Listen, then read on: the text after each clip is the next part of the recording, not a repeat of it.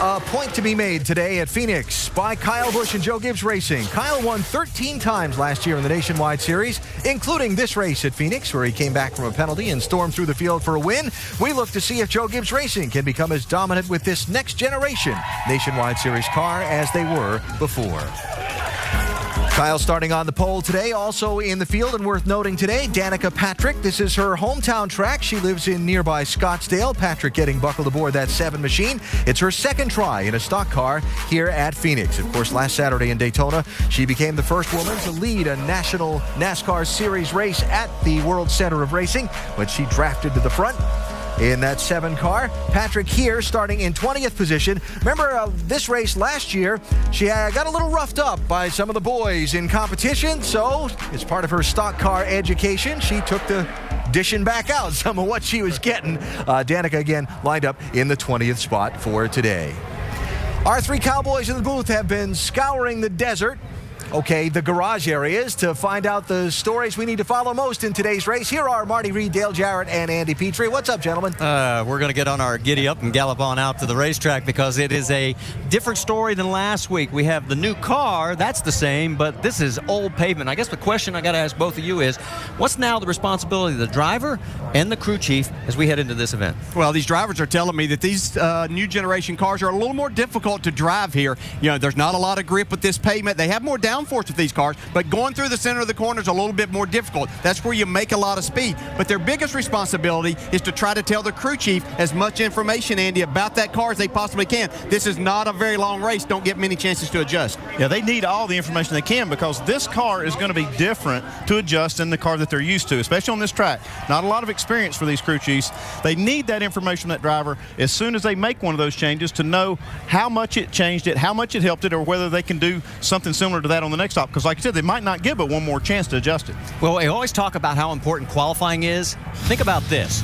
15 out of 18 races here at Phoenix in the Nationwide Series has been won by a car in the first 2 rows, including the last 9. So here are the guys starting 1st through 4th. So my question for each of you is, pick a guy outside the top 4 who you think might break this streak. Well, that's tough, Marty, because there's some heavy hitters in the top 4. But how about Trevor Bayne? I know there's a lot of people out there pulling for him to get that first Nationwide Series win, and all that momentum from Daytona might get him there. Yeah, it's going to be tough to beat those top 4, but I'm going back to the 9th spot. The guy that Alan mentioned finished 2nd here 3 times in a row. Kevin Harvick might get it done today. And don't forget about Ryan Newman. He's going to be starting in the number 6 position. Let's go trackside because it's time to get the second race of the 2011 Nationwide Series underway. Race fans, please welcome back Director of Non-Perishable and General Merchandise of Bashas Supermarkets, Brian Roberts, and his father Carl Roberts, as they deliver the most famous words in motorsports. Drivers, start your engines!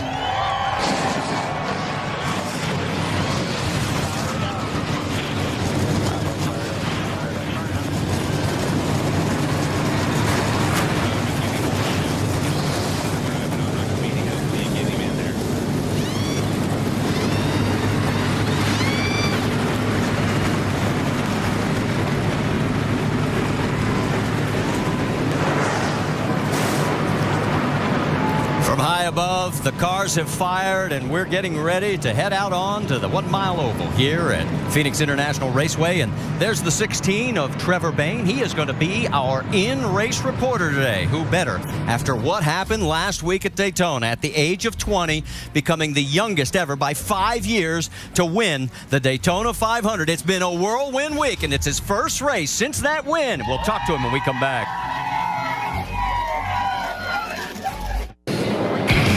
Earlier today, qualifying here at Phoenix International Raceway, and Johnny Logano, he put it in the number 3 spot with a time of just over 27 seconds at 133 miles an hour.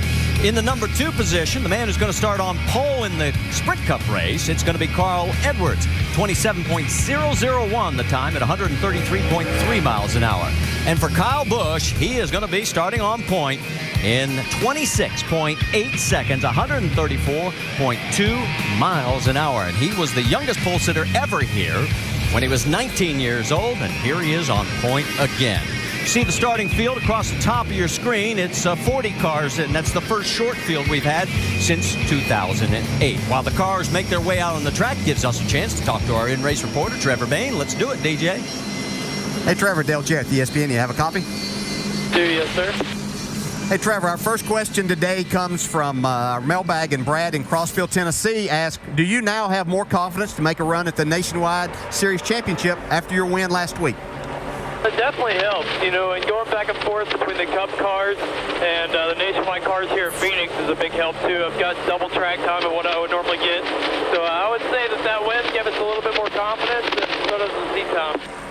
Okay, Mr. 500, we've seen you on all the talk shows all around the country all week in NASCAR, not NASCAR settings, kind of. How was it coming into the garage area on Friday and seeing your peers? It's been pretty wild, man. It's cool to see the support. They've been really good this week, very supportive. All the other drivers and crew members and guys that I've seen for the last 3 years that I've been around the garage area. It's just been really awesome to be back in my office here. Okay, speaking of your office, this new car here at this racetrack, what have been the challenges that you've faced with it? Oh, the thing that we find in these Nationwide cars is rear grip. With the way that the new bodies are, you don't have a whole lot of side force on the rear, so that's going to be big to be able to complete passes, to be able to turn down under somebody and still keep them post up. So I'd say it's the biggest issue that everybody's going to face. All right, Trevor, we're glad you still had a voice to talk to us today. You have a great race, and we'll talk to you later on. Thanks, guys.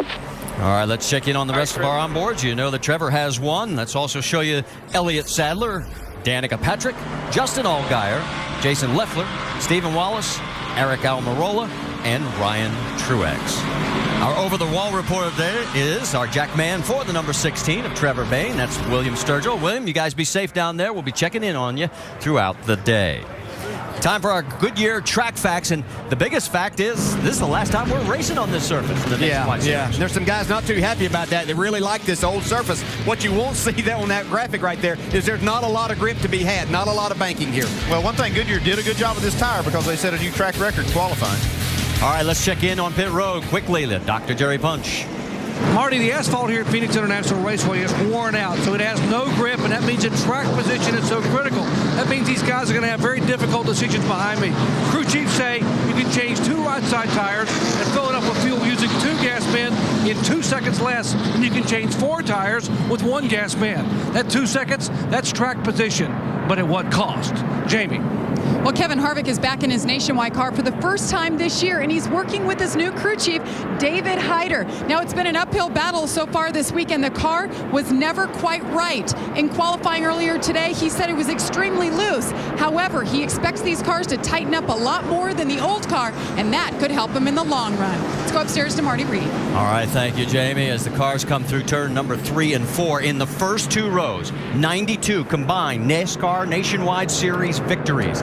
On the front row, well, Carl Edwards and Kyle Busch have led 61% of the laps raced at Phoenix in the last 6 events. Cream rising to the top, you better believe it. They come out of turn 4. Pace car has pulled down onto the front straightaway, down the front stretch, and this race at Phoenix is green.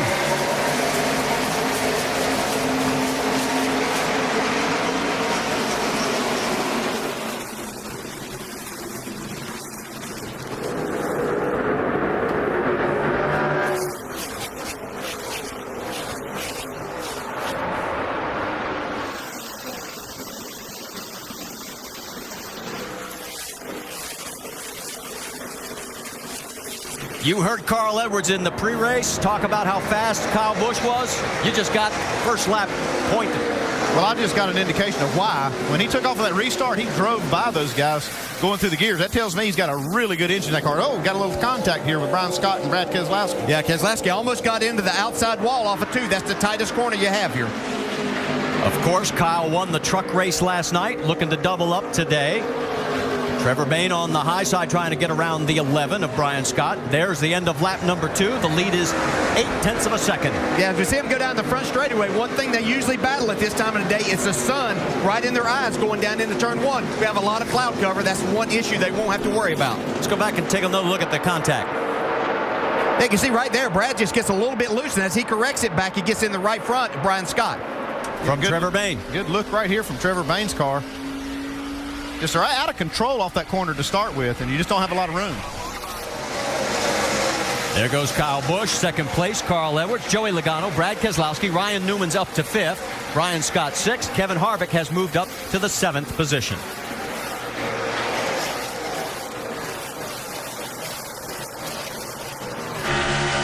On board right now is Stephen Wallace.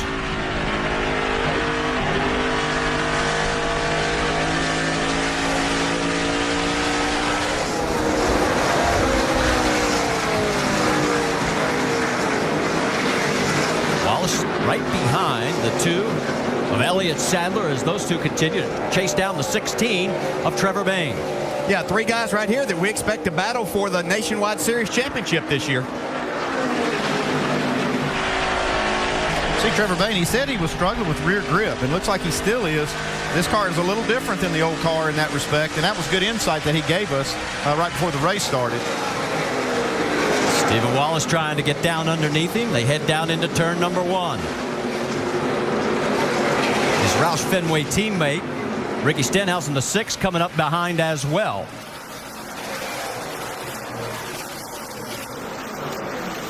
Bayne holds off the 66 for the moment. As you can see, it looks like Stephen Wallace's car is actually a little bit better. Can you get that run off the corner? That's where you really try to get position. But Stephen's car is really going through the center of the corner much better. Lower, he's not really having to fight it there. The story of Stephen's races last week, of course, both in Nationwide and in the 500, tire failure as they had cut tires in both events. In fact, in Cup, he was running in 10th position when they lost that tire. Yeah, he really did an excellent job driving. The 500, he was very impressive. You know, he stayed out of trouble all day, had himself in a position to get a top 10, then had a flat tire late in the event. Ricky Stenhouse, though, is trying to take the position away from him, and going down in the corner, he's got it. Ricky Stenhouse picking up where he left off last year. He was moving forward a lot. The last half of last season, we see him doing that here today. Stenhouse finished 9th in both races here last year, the only Nationwide driver with top 10s in both of those events. It's going to be interesting to see how these cars progress balance-wise as they put laps on them. The old car used to kind of get tighter the more you ran it. We'll see if this car does that too, or whether maybe it goes loose like, Trevor was talking about maybe losing a little bit of rear grip. Here's third spot swapping. Brad Keselowski and Joey Logano. Keselowski in the 22. Yeah, it looks like that little tap in the wall didn't bother this car a little bit at all. Looked like maybe it's actually tightening up a little bit, Dave. Hey, DJ, he hasn't said that yet over the radio, but he's sure driving like it, isn't he? The spotter looked at it and said, you know what? It looks okay from up here. Just go ahead and drive it. And again, Brad has not said anything negative about that race car. I can see why. A couple of cars have brought it down pit road, headed for the wall, behind the wall. Kelly Byers is just pulling back out on the track after making an unscheduled stop. But Justin Marks, Brett Rowe have headed towards the garage area. Danica Patrick started 20th right now, moving up into the 18th position.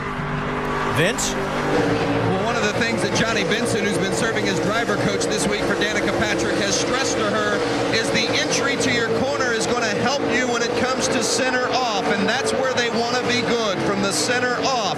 But you sometimes have to back up your corner on entry to make it better on the center off. It's one of the things they focused on throughout the course of the weekend. They like the way Danica's running here in the early going. Very steady. Marty? All right, thanks for the update. You see Eric Almirola also getting around Ryan Truex. Truex going in the wrong direction right now.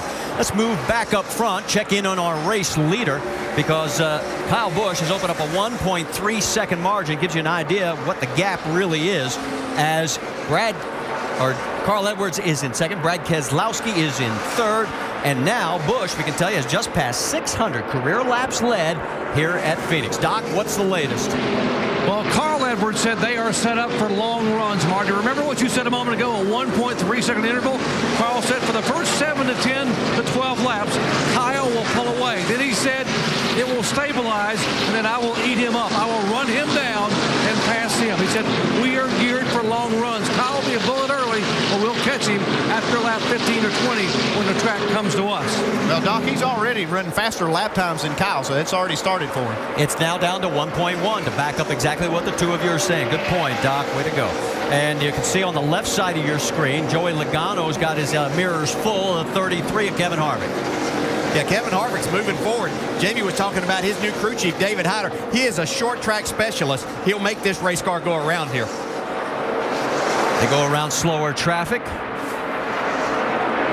Give you an idea where the race leader is coming across the start-finish line. Kyle Busch has led all 13 laps. Here are now after 14 as he's just crossed the stripe again. There's your top 5 here at Phoenix. And the Knicks are going to be in a foul mood after losing to the Cavs a little bit earlier this week. Back here at Phoenix, after 20 laps, we can tell you Kyle Busch has now put 5 cars down a lap just since we went to commercial break.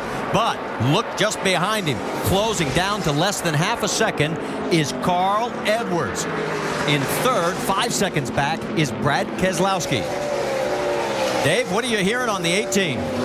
Well, Marty, until Carl Edwards started closing on him, there wasn't any discussion whatsoever for the leader. When Carl started moving in, crew chief Jason Ratcliffe said, "What do you need?" And then Kyle said, "I need more turn and more drive on this race car." So far, it's had plenty, but here comes Carl. Carl is closing. That's a hard thing to fix, too, to get the car to turn better. And he says more drive, that means more rear grip off the corner. Getting both of those in one adjustment is kind of hard to do. Well, he asked what he needed, so the driver just telling him. And you guys said in the pre-race, you got to tell me everything the first time. Yeah, you weren't giving me options and a number of things here. Look at how this is closing down. The Mustang of Carl Edwards is narrowing the gap as he goes around the 14 of Eric McClure, putting him a lap down in 29th position. So 28 cars on the lead lap. We now have 5 cars behind the wall. Long, LePage, Byers, Rowe, and Marks. There you see the 7 of Danica Patrick. She is running in the 18th position behind Kenny Wallace in that 09. Yeah, her teammate, that 88 car you see, the red car, Eric Amarola, passed her just a few laps ago. Looks like those cars are pretty close together. Yeah, but she's really doing a nice job. She's passed some cars and drivers that normally run pretty well at this racetrack. So been pretty impressed so far with the job that she's doing. Or Kenny Wallace, I should say, goes underneath Michael Annett. So Annett loses 2 positions in that lap. Danica's under attack now from Ryan Truex. He was going backwards. Now he's coming back forwards. And here is the 6 of Ricky Stenhouse, the 32 of Reed Sorensen. That is for 8th position.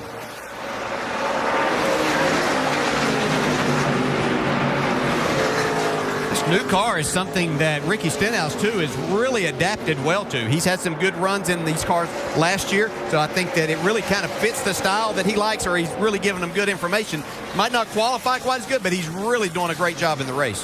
Well, I asked him yesterday, I said, any news? He said, yeah, I finally got my new Roush Mustang from Jack for winning Rookie of the Year honors. He says it's a slick piece.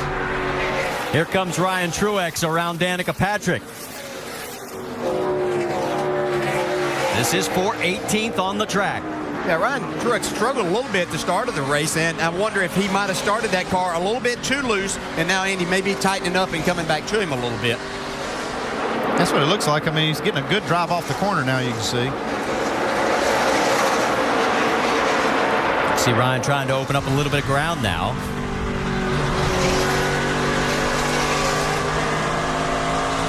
There you see it. He does get coming off that corner. He pulls her. Yeah, it just looked like what I could see from that camera shot there and off of 4 the last time. Danica might be losing a little bit of her drive off. A little bit further back, you've got Reed Sorensen right there in the 9th spot. Trevor Bayne closing in on him. So maybe Trevor's car is starting to come back to him a little bit. Yeah, his car was pretty free in the beginning of the race. He lost a few spots.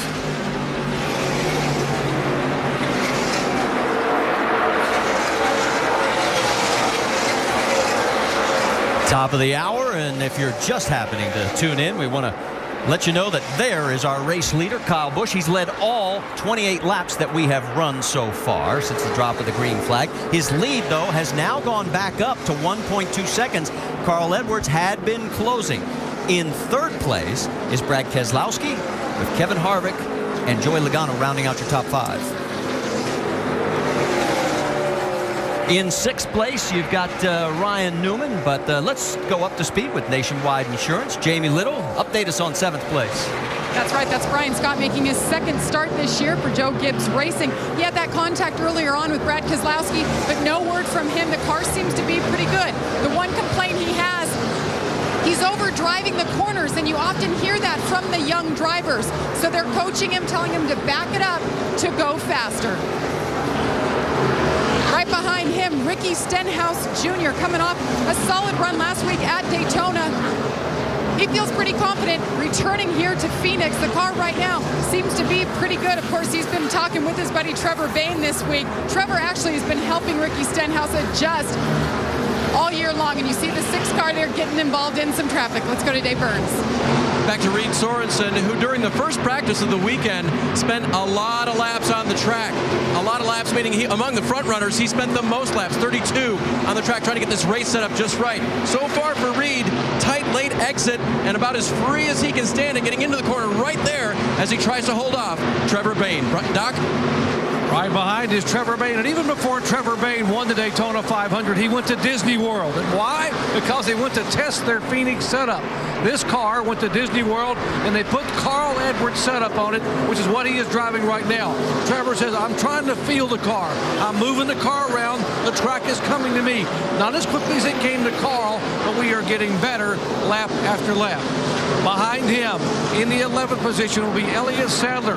What a disappointing beginning last week in Daytona. Sadler slipped into a wreck early on, finished 38th, only because they worked really hard to get the car back on the racetrack. Elliott told me before he climbed in the car, I said, what are you going to do today? He said, I'm going to do everything that 33 car does, Kevin Harvick, because that guy is really good here. Jamie. And behind him is Justin Allgaier in the 31, working with new crew chief this year, Jimmy Elliott, who comes over from the Cup Series. Jimmy told me it's been great being back here in the Nationwide Series.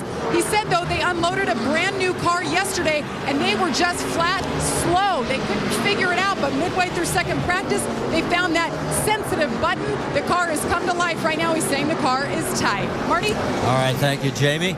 And as we've got the battle for the lead still widening again, Kyle Busch has opened up a 1.7 second margin over Carl Edwards. So what looked like he was going to make a battle for the lead has gone away, at least for the moment, the longer this run goes. Battle for 13th right there as Jason Leffler gets around the 66 of Stephen Wallace.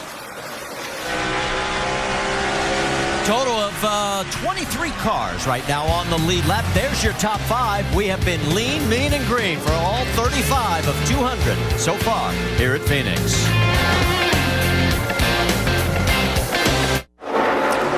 Back here at Phoenix International Raceway, where we've completed 40 laps non-stop, and you can see Kyle Busch is closing on Danica Patrick. Kyle leads 1.7 seconds over Carl Edwards. Danica running in 18th position. Gives you an idea just how good this number 18 Camry for Joe Gibbs Racing has been today. He has led every single lap. 5 cars are now officially out of the race. They're all parked. Long, LePage, Byers, Rowe, and Marks. Let's listen in on the 18 radio.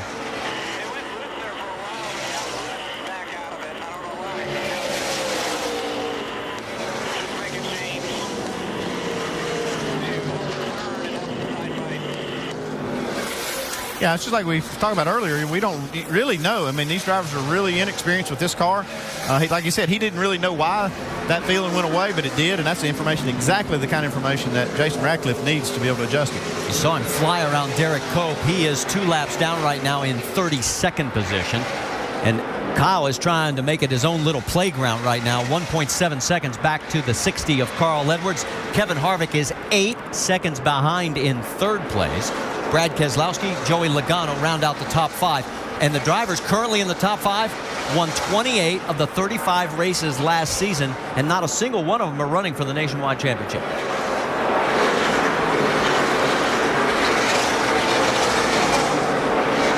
Kyle Busch keeps knocking the laps down. We're going to step aside for just a moment. After 44 of 200, he's led every single one of them.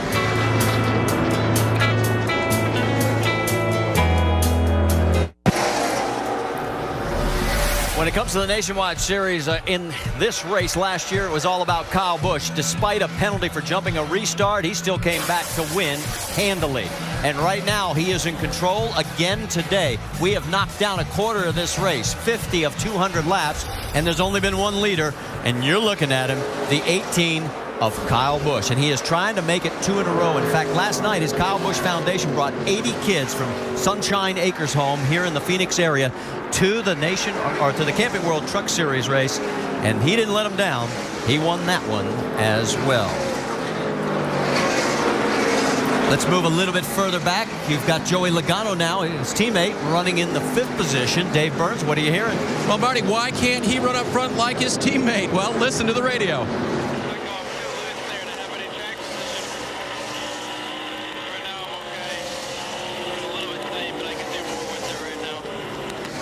He's feeding that information to his new crew chief in 2011, Adam Stevens, and that communication is very important because Stevens now has to figure out what to do with what Joey's telling him.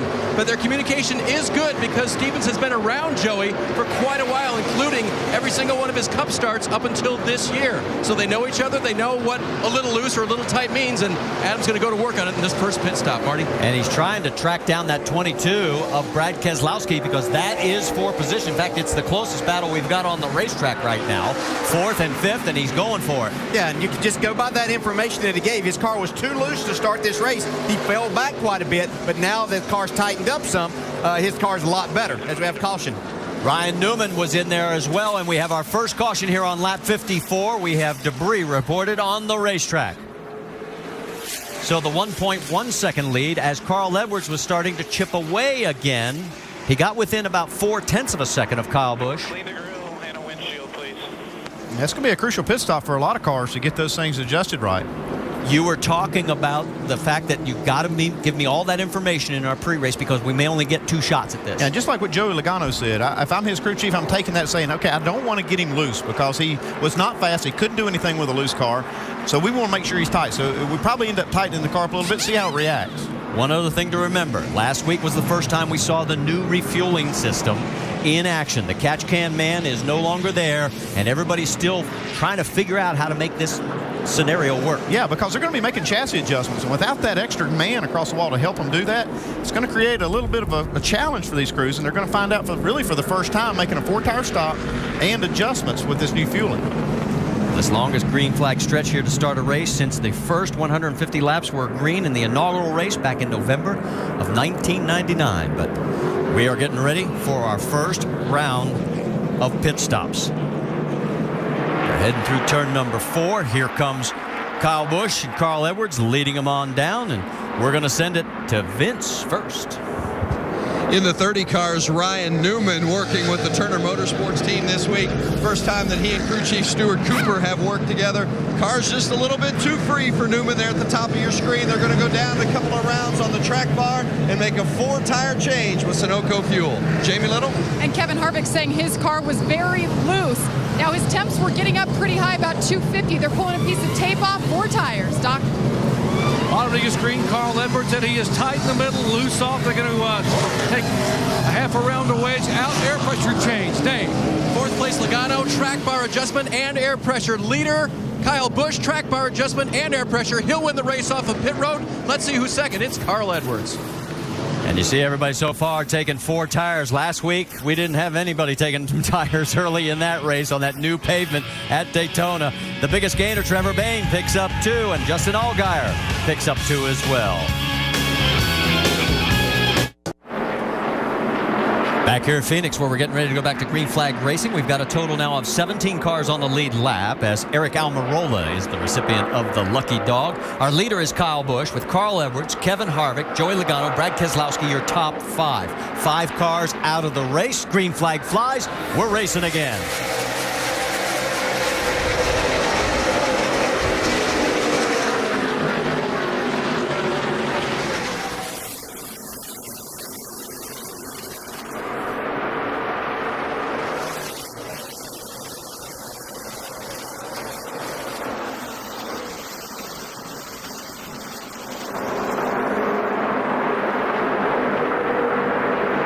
Ryan Newman on the high side, but just like we saw at the start of the race, guys, the 18 just fired out. I mean, he's gone on those restarts. Yeah, we know that he's always been good, but it's just like he's got this thing so hooked up. He carries so much speed through the center, and then that just carries a lot of speed down the straightaway as he gets back to the throttle hard. Carl Edwards is running in 2nd place with Kevin Harvick and Ryan Newman right there in the 30 and 33. 22 of Brad Keselowski right behind them, then Joey Logano in the 20 and Trevor Bayne in the 16. Ryan Newman, you see him make that move on Harvick. He knows that he needs to strike really quick on these restarts to try to get some of that track position because your car just drives better when you're up there in a little better track position. Well, one of the things we heard during the break, we were listening in on the radio, Kevin Harvick was reporting higher water temperatures. We've got a lot of wind here, about 25 to 30 degrees. Let's go ahead and listen in on that radio conversation.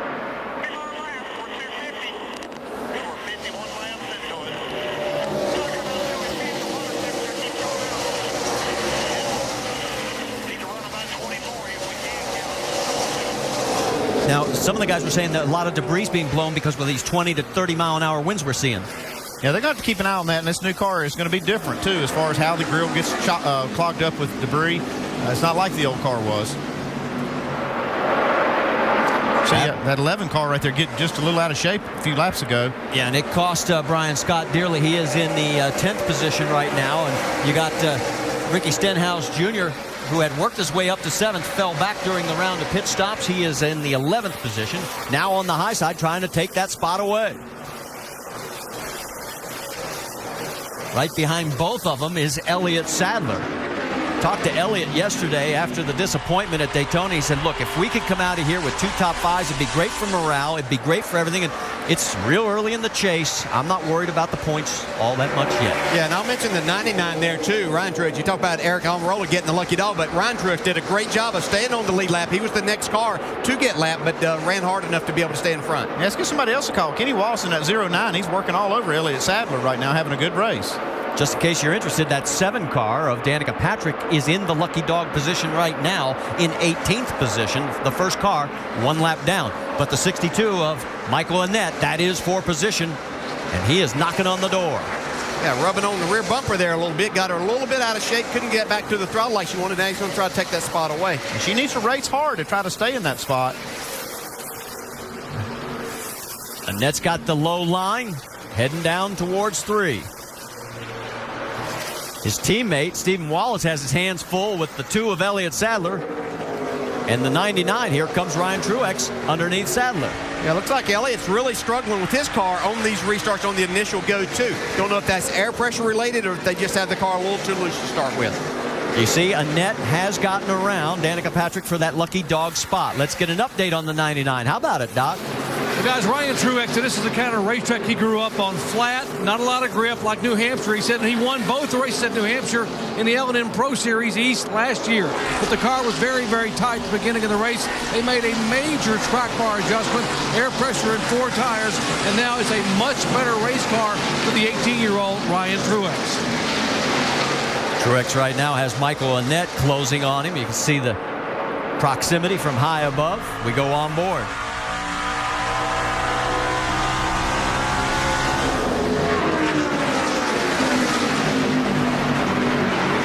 We'll let you know while all this action's going on deeper in the field. Kyle Busch still leads. His lead is now up to 2.5 seconds. That's the biggest. Martin Truex taking a look, keeping tabs on little brother. Martin's going to start in the 7th position in the Cup race tomorrow.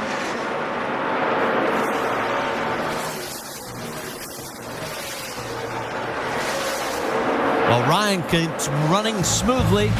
Let's move back up front because Kyle Busch is leading Carl Edwards 2.4 seconds. It's 4 seconds back to 3rd place, who's now Ryan Newman. Live coverage of the Bashas Supermarkets 200 coming your way from Phoenix. Make sure to go to NASCAR.com for all your latest NASCAR information. There's your leader, Kyle Busch, out in front of Carl Edwards by 2.3 seconds. ESPN, the home court of college hoops, continues with the Saturday primetime game tonight. Nolan Smith, Kyle Singler, and the Duke Blue Devils, Quiet Brad, look for a road win against Malcolm Delaney and the Virginia Tech Hokies. It's Saturday primetime presented by DirecTV. Part of Judgment Week presented by the Movie Battle Los Angeles at ESPN 9 Eastern. This game also available online at ESPN3.com and on your phone.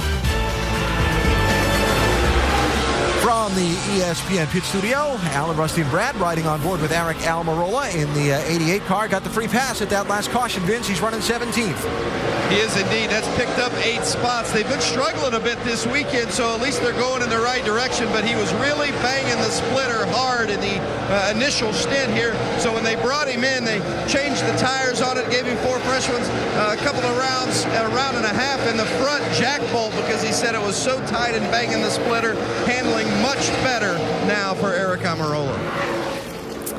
All right, thanks, Vince. So as we go back to the leader, Kyle Busch, on Countdown, a couple of themes for this race we talked about earlier.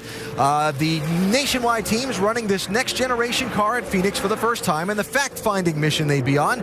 And Joe Gibbs Racing, where did they stand with this new car? It looks like they stand pretty good, Rusty. Well, they're standing pretty good right now. In fact, he is everybody's worry. He's the worst nightmare out there for the rest of these guys. I mean, they're thinking maybe they can catch this 18 car, but he's putting it on them again, Brad. I mean, lap after lap, he's the fastest guy out there, and I kind of thought that he wouldn't be this quick. Oh, I did too. I mean, so much for this car equalizing the field somewhat. I mean, Kyle Busch is picking up where he left off from last year, just completely dominating this race, driving off. He's got Kevin Harvick and Brad Keselowski almost 7.5 seconds behind him. Harvick running in 4th, Keselowski running in 5th, going past the 28th car to put another lap down on that machine. Now, looking farther back, the 3rd place driver, Ryan Newman, moved around Kevin Harvick after that last restart, after Harvick and Carl Edwards were side by side for a couple laps. Now Ryan Newman up to 3rd, making a one-off start here at a track where he was the Cup Series race winner this weekend of a year ago in that first race.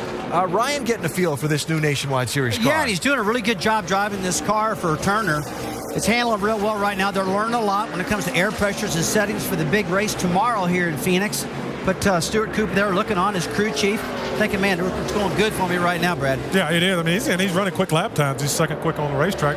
And last lap, he was the quickest car on the racetrack. So hopefully he can march down and climb on the back of Carl Edwards and claw his way up to Kyle Busch and make a race out of this. Vince has an update on Ryan Newman. Well, it's interesting. This is the first time that Newman has worked with his crew chief, Stuart Cooper.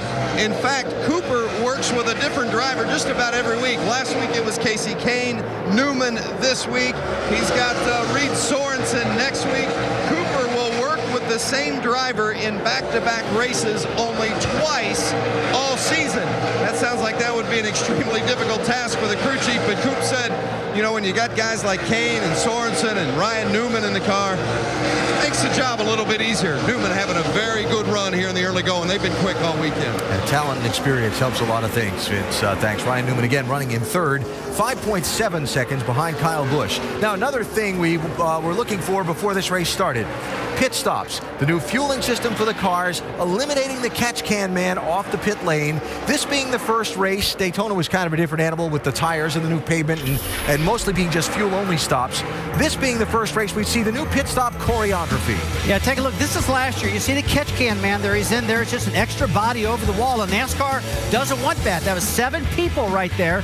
This year, they're going back to 6. Yeah, you see him put a little crank in the right rear. He comes over, puts a little crank in the left rear. He's doing it all back here in his catch can. So that was the guy that did all the adjusting last year. Well, he's out this year. So there's the rear tire carrier on Carl Edwards' pit stop. They've all got to do a little different job this time because there is no catch can man, like I said. See, that's right there. He's making an adjustment on the track bar. In fact, that was a wedge. The thing that looks so cool, though, the back of the car is real clean now. That catch can guy is not there. I think it's much safer. So a little bit different pit stop choreography that the team's adjusting to. Pit stops on that one for most of the leaders in the 14, 15-second bracket in the only pit stop that's been had in this race so far. Race number 2 of the NASCAR Nationwide Series 2011 unfolding at Phoenix International Raceway. We're just shy of halfway. Kyle Busch has led every lap so far of the 84 that have been run. Cars on the lead lap. At the moment, there are 17 of them. And we've only had the one yellow flag that came out at lap 53 for debris on the racetrack. Kyle with a 3-second lead over second place Carl Edwards, riding on board with Justin Allgaier a little bit farther back in the field. Allgaier running in 10th, trying to take 9th away from Mickey Stenhouse Jr. It is Busch, Edwards, Newman, Harvick, and Keselowski, your top 5.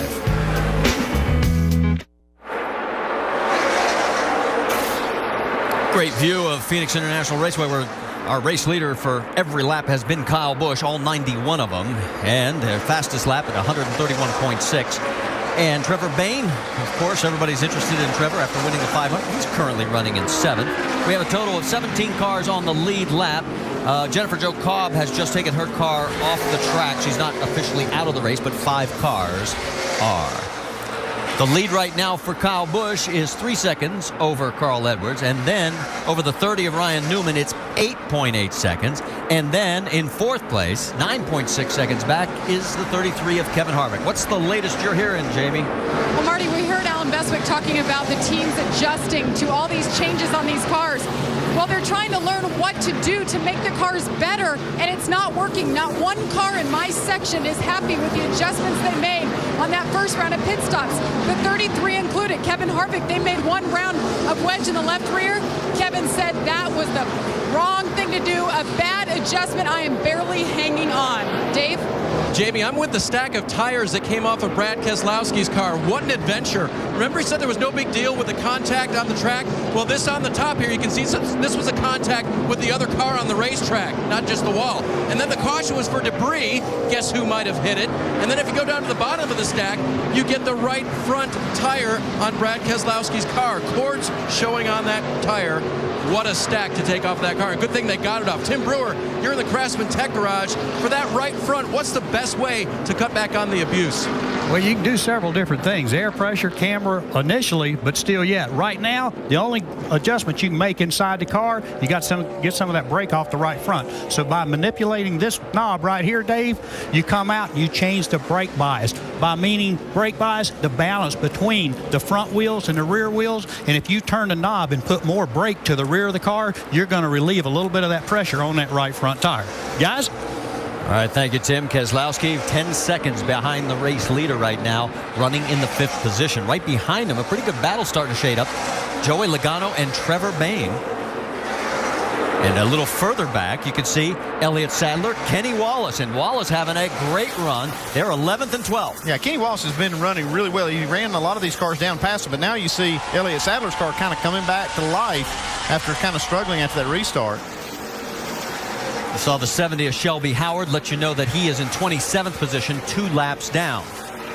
Vince, give us an update on that 09. I tell you what, there may be faster cars out there. Kenny Wallace is running in that about 6th to 10th in terms of lap times, but I don't think you'll have anybody out there that's having any more fun. He and crew chief Scott Zipadelli have really hit on something here. Kenny a moment ago came on the radio and said, I'm having the time of my life. This car is hauling. Kenny Wallace likes the car, is having a lot of fun. Things are going well for the 09 here in the early going, running right about 10th or 11th right now. Doc? And Elliott Sadler there in the 2 car was hoping to have a very good run today. And when early on the car was so loose he couldn't drive it, and they made an adjustment. They made a wedge adjustment, air pressure, 4 tires. He said, but the adjustment helped a little bit, and now it has gone the other way. He said the front end is sliding. It is very loose. He said the car is just bad. I'm doing everything I can out here. I just can't move up. Maybe in the next stop they can make another change there on the 2 car. Well, Elliott's best finish here was 2nd back in the April race of 2005. He's raced here in the Nationwide Series 4 times prior.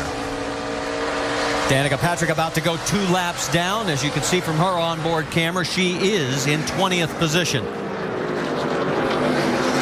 Talked to Tony Uri right before the start of the race. He said if we can finish top 20, he'd be happy with that for the 7 car. She's not doing a bad job. It's just that Kyle Busch is driving in this race and putting a lot of people a lap down and 2 laps down. I can tell you 16 cars are now on the lead lap. Eric Almirola is again 1 lap down. He got the lucky dog at the 1 and only caution. That's Trevor Bayne's view of Joey Logano right in front of him. That is 6th and 7th on the track. Yeah, Trevor's leading the charge for all the nationwide eligible drivers in this race so far. All the top 5 are Cup drivers and not eligible for the championship.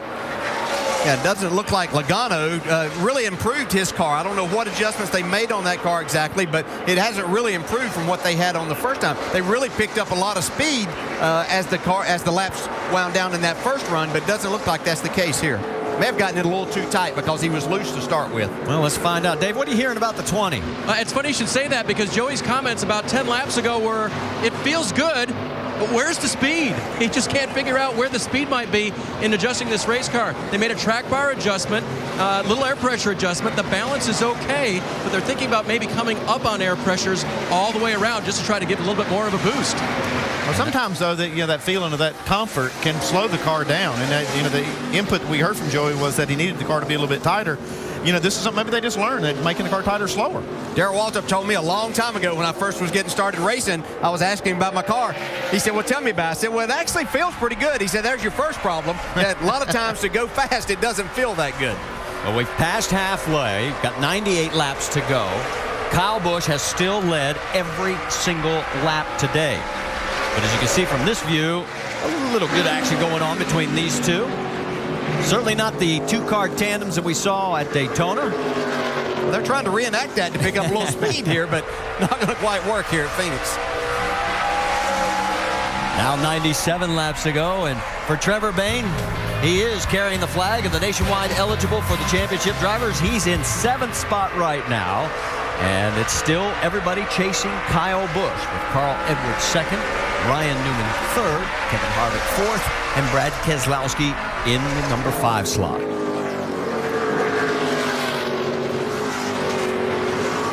We have another tire situation for the 66. We mentioned it earlier in the race because Stephen Wallace is coming down pit road, and don't think this is scheduled. Doc, what can you tell us? Yeah, right rear tire, guys. He had a right rear tire go down in practice, and he said the cars are so tight, he's having to continually turn the steering wheel left and slide the car in the corner. It will not turn, and they have just worn that right rear tire off the car. Steven's so excited about what this day would mean. 4 tires, he is down and away. Well, you hear him talking about how the car's tight, but he wore the right rear tire out. And just as that happens, the 22 of Brad Keselowski's into the wall. Now, that might be some of that right front tire that they had with the problem they had earlier. That could definitely be a problem and an issue for them here. Our second caution here at lap number 106.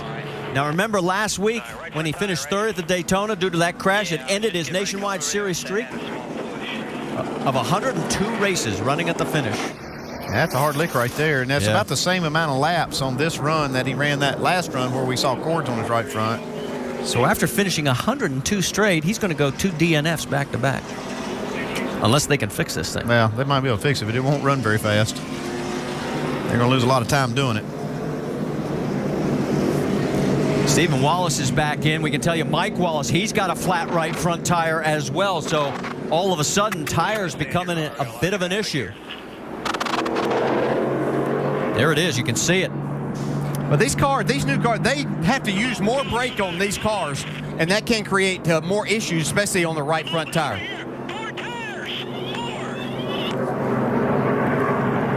Can we say sense of urgency? Yeah, that was Brad Parrott. He's trying to get these guys to change those 4 tires before the pace car comes around. Brad is out of the car, and we're going to have pit stops under the yellow again. Vince, you're up. Well, it's been a pretty good run so far for this Turner team with Ryan Newman in the seat. He started 6th, he's up to the top 3. It's a Sunoco fuel, 1 can of Sunoco fuel, 4 tire change, and going down a couple around on the track bar to snug it up. Jamie? Kevin Harvick saying his car is rotating so hard it's just laying over on the right rear. Wedge adjustment, track bar, air pressure, and 4 tires, Doc. Carl Edwards loose on entry, said they're going to lower the air pressure to get maximum grip, lower the track bar, 4 tires, first stickers of the day. Leader Kyle Busch. Hey, gas man Scott Wood dropping barely a drop. Excellent fueling on that stop. They also got 4 tires, made an air pressure adjustment and a little track bar adjustment, same as before. He leads off pit road again. Race off pit road. You can see that Harvick, Logano pick up 1 spot each. Newman drops 2. Big gains for Leffler and Brian Scott as they pick up 4 apiece. All right, let's go back and show you what happened to the 22. Yeah, this is coming out of turn 4. This is where you have the most load on the car right here. You see that tire lets go straight into the wall. Nothing the driver can do in that situation, but that just, I don't know if you had a cut in that tire or if it was an issue again of maybe brake heat and then cutting it down. So a hard lick into the turn 4 exit for the 22 of Brad Keselowski, our defending series champion. Let's go on board with Trevor Bayne. Yeah, you can see just up ahead.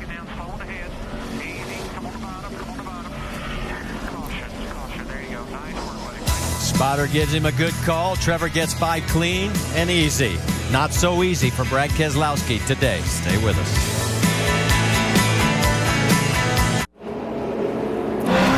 Different twist on our 5-hour Energy Rapid recap. Kyle Busch's last 3 Nationwide Series races here at Phoenix have been weird. Lap 9, racing for 4th in November 2009, gets involved in an incident, comes back to finish 9th. This is last spring, last April, a restart at lap 137.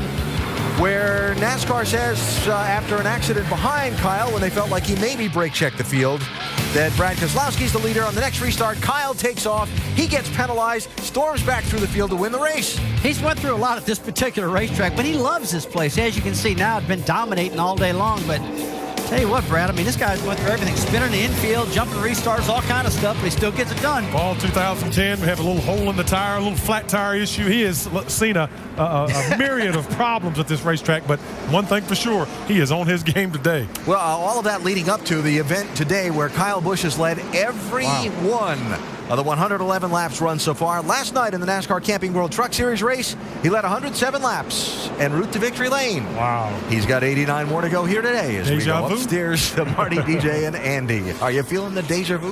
Well, and don't forget, he's the only one to ever sweep an entire weekend. Did it last fall at Bristol, winning all 3 National Touring Series races that weekend. And right now, he is definitely in the driver's seat. In fact, the first 3 cars have 18 NASCAR wins in all the divisions. Among those top 3 of Kyle Busch, Carl Edwards, and Kevin Harvick. Lucky dog for the second time goes to Eric Almirola. Only 15 cars on the lead lap. And Trevor Bayne, the leading driver in the nationwide only category, actually right behind Sorensen. And Reed is running 6th. Trevor is in 7th. Pace car pulls off. Kyle has been on the low side on both of the restarts. And green flag flies, and will he fire out the cannon again? Carl's trying to stay with him.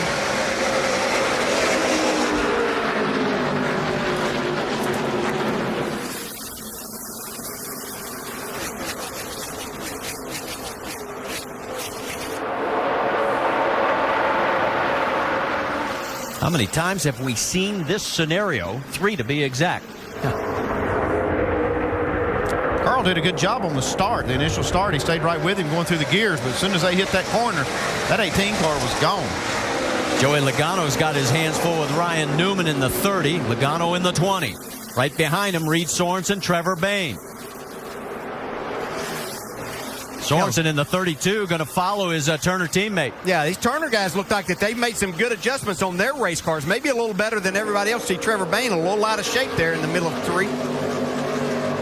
That opened the door for Leffler. In fact, the crew has nicknamed him Left Turn. That's what's on top of the door instead of his name. See, once again, Joey Logano struggling on this the restarts here. Just can't seem to get that car up to speed. It's amazing that his car can be like that, and Kyle Busch's just takes off and runs and hides from everybody. Logano side by side with the 32 of Reed Sorensen.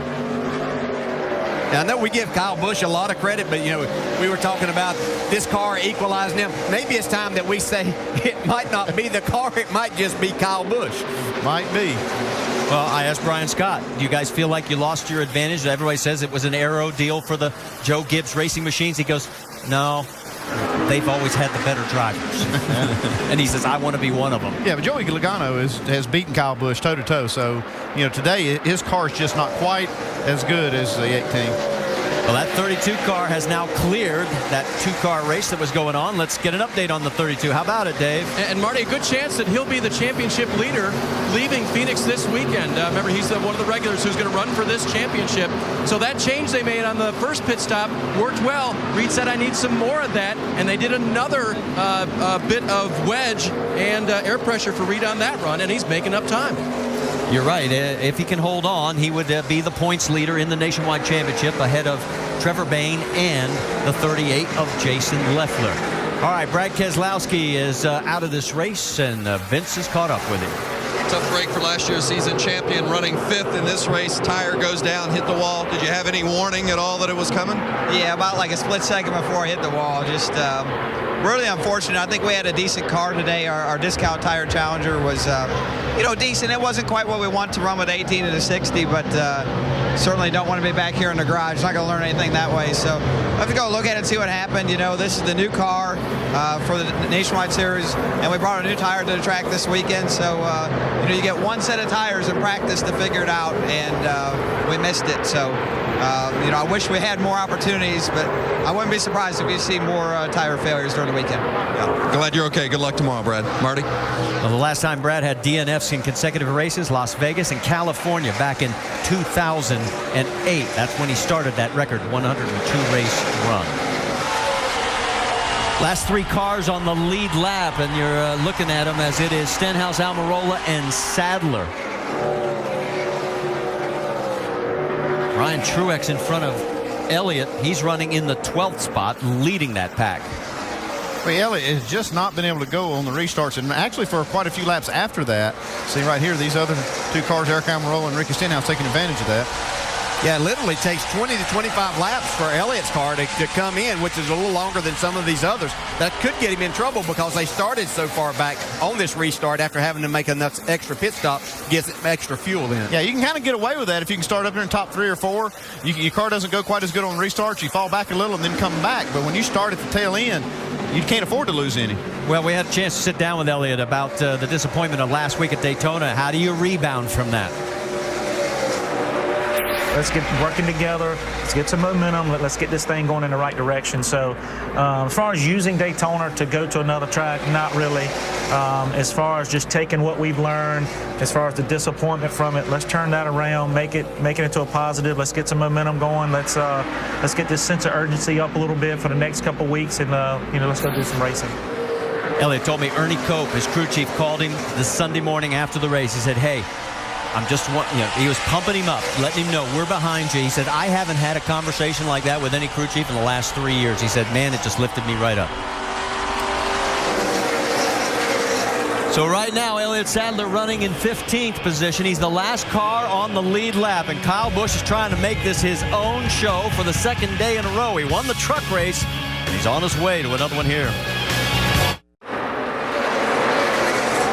Welcome back to the Bashas Supermarkets 200 at Phoenix. Make sure to go to NASCAR.com for all your latest NASCAR information. And while we got a quick moment, while Kyle Busch continues to lead by over a half a second, let's talk about the calendar. Craig and O'Reilly Auto Parts NHRA Winter Nationals. The season kicks off qualifying tonight at 11 Eastern on ESPN2. And yes, they did get some runs in today, despite the rain over there. Finals are tomorrow, and it's supposed to be a beautiful day, 7 Eastern on ESPN2. NASCAR Now tomorrow at 9 a.m. and again at Monday at 5 Eastern, both of those on ESPN2. And then next Saturday, the NASCAR Nationwide Series, race number 3 from Las Vegas will be over on ABC starting at 2:30 Eastern. Well, you're on board the whoa, and as he goes flying around Jennifer Joe Cobb, he has to check up just for a moment. That is Jason Leffler, one of the Steve Turner Motorsports entries, and there is the man who has put together this team. And these cars are all new, just like all of them, but I mean, they are so pristine. When you look underneath, the detail is absolutely incredible. Yeah, he needs to be smiling a little bit more. He's got all 4 cars in the top 11 here. They've made good adjustments. Drivers are doing a great job. See Ryan Newman up in 4th, Sorensen 5th, Allgaier 10th, Jason Leffler 11th. That's a pretty strong day. And why don't we go nationwide up to speed on the Turner Motorsports cars and update it, Vince? Well, Marty, as you indicated, a lot of new cars, a lot of new people, and the results have been real solid, at least in regards to today, for sure, for Steve Turner and Turner Motorsports. Remember, they switched to Chevy. They've got Hendrick power under the hood. Since mid-October, this group has built 22 new chassis in-house. And they've got guys like that guy right there, Ryan Newman, driving the car, Casey Kane, Jason Leffler, some of the other big names in this series, Justin Allgaier. They have a first-class operation. We're going to talk a lot about these guys this season. Dave Burns? As for Reed Sorensen, we already talked about how the adjustment was going the right way. He's picked up 1 spot since that restart. And what he had to say about the organization was the same thing. In fact, what Marty mentioned, pristine. He said, "Have you looked inside my race car?" I said, "No, I hadn't." So I went and did it. Metal flake paint on every roll bar inside that car. It's beautiful, it's gorgeous, and the drivers like to drive them. Reed said, "You know what? I don't know if it's worth any speed, but the sponsors like it. We want to attract more sponsors," Jamie. And a new teammate for him, Justin Allgaier, of course, new to the team this year. You're riding on board with him right now. Car has been okay today, but he had a problem on pit road. They're trying to get this car and the floorboard adjusted so it fits Justin just right. But on the last round of stops, his foot slipped off the clutch and he fell off the jack. So that cost him some serious time on pit road. Now behind him is his teammate, Jason Leffler. Jason has been been struggling with this car all day long, saying he's wrecking in every turn on every lap. The car is getting better since the last round of stops. Now keep in mind, he has a Class A team pitting him today. Jimmy Johnson's Cup team taking him over the wall. He gained 5 spots on the last round of stops. Marty? All right, thanks. And this is fun to watch for these guys because for Jason Leffler especially, I teased him about most guys have to go hunt a new ride. All you had to do was hunt a new owner. Yeah, and he's got a good one there. I was talking about him not smiling, though. Andy, I guess as an owner, you might have 4 cars in the top 5, but if they're not leading the race, you're not smiling, are you? That's exactly right. You came here to win the race, and they're good, but they're not quite where they need to be. Well, you can see, just looking at Steve, how windy it is. The gusts are between 25 and 30 miles an hour, but it's not slowing Kyle Busch down. He has set sail with 64 laps to go. He's led every single one.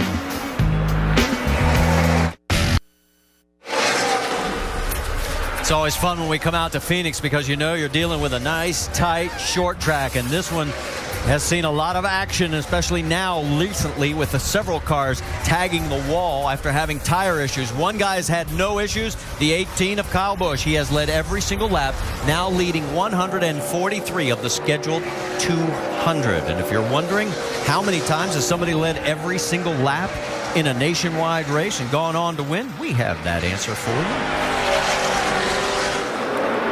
Well, I thought we had the answer for you. There it is. 13 times. And the last was Dale Jr. at Daytona in July of 2003. And guess who was one of the other guys, Andy? Harry Gant? No.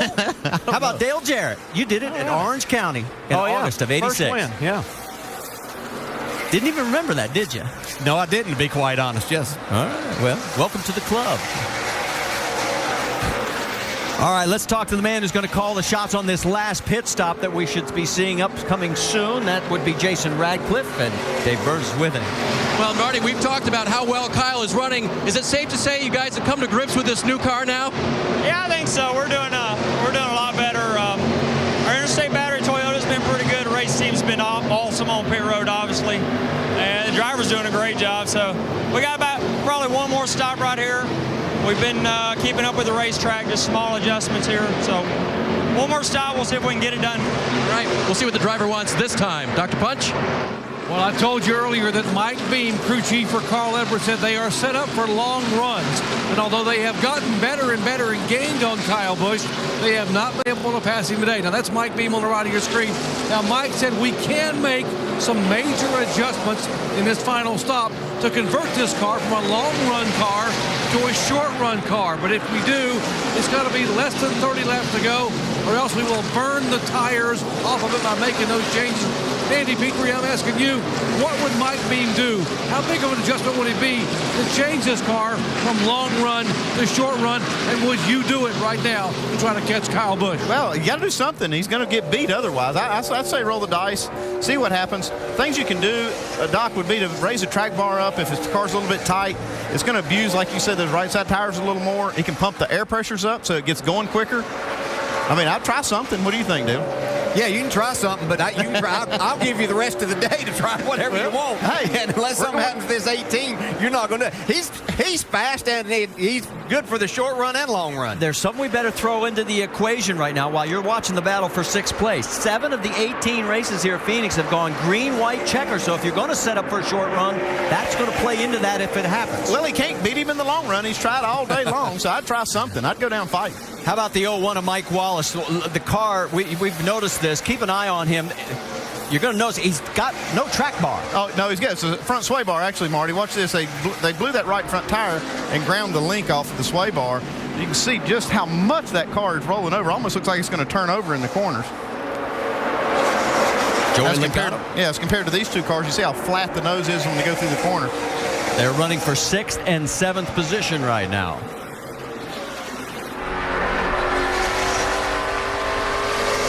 Let's get an update on that 20 car. Dave? Well, he thinks the track is tightening on him for one thing. He thinks he's working his right front too hard. We saw what that could do earlier when Brad Keselowski hit the wall after losing the right front.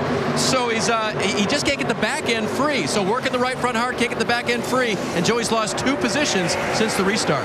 Yeah, Dave, that's a good point. We see him down the apron a lot, and what he's trying to do is get this car freed up a little bit. That'll help the car turn a little bit and try to break the back end loose to where he's not abusing that right front. He doesn't want to have an issue there. Yeah, last week, for anybody remembering, not a regular with the series, the yellow line was out of bounds. That's not the case here at Phoenix. Man, look at Trevor Bayne slide his car all the way through the corner. He's working up about 2 lanes higher because it looks like his car's a little bit looser. Of course, Trevor right now still relishing everything that happened after last week's huge win at the Daytona 500. We had a chance to talk to him. What was the highlight for him? I got a call from the White House. Joe Biden, the vice president, talked to me, talked to Tim Tebow on the phone, met George Lopez and Ellen DeGeneres. Bobby Valentino texted me the other day, the singer, and I'm like, what is this? Like, what's happening, you know? And so it's been crazy, but it's been a lot of cool stuff. No doubt Trevor Bayne is the hottest thing going in NASCAR right now, and his race car is the hottest thing on the racetrack. In fact, it is overheating significantly right now. They are watching it very closely. They need to get any water pushed out of the car. Trevor hanging on, but he would love to be able to see a yellow flag to get this thing on, to get some tape off that grill and cool that Ford Mustang down. We got a piece of tape right in the center. We're running a fan here. Next time we get up on somebody, we want to cut it off. We can get right on somebody. 11's 2 back. We're going to try to get up on him. So you can see the problem right there on the front of the car, and could be very costly.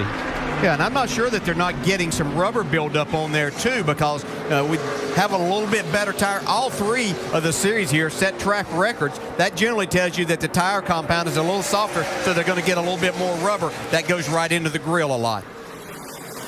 So we'll keep tabs on Trevor Bayne's situation right now as he's got Brian Scott closing on him. They're going to be duking it out here shortly for 7th position. Meanwhile, it is still Kyle Busch with 45 laps to go. He's putting Danica Patrick now 3 laps down. She's running in 18th.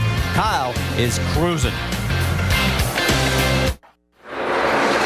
Kyle Busch still well in control of this race. He has led all 162 of 200 laps. His lead over Carl Edwards has grown to 3.7 seconds. Kevin Harvick is third, 14 seconds back. He's lapped all but, well, through 12th place now. He just put Elliott Sadler a lap down in 13th.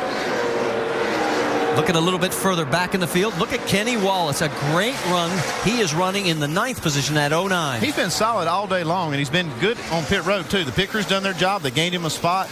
I say Scott Zipadelli and Kenny Wallace are a good combo. His last top 10 finish, August 2009, 50 races ago, and he said, I finally am in a car where I can show people what I can do, DJ. Yeah, you know, these guys like Kenny Wallace, a proven winner, they don't forget how to drive. It's unfortunately, he hasn't been in the right situation. He has the equipment now showing exactly what he can do. Great run today. And he's a lot of fun to race with. Oh, when he's running good, he is a ball to race with.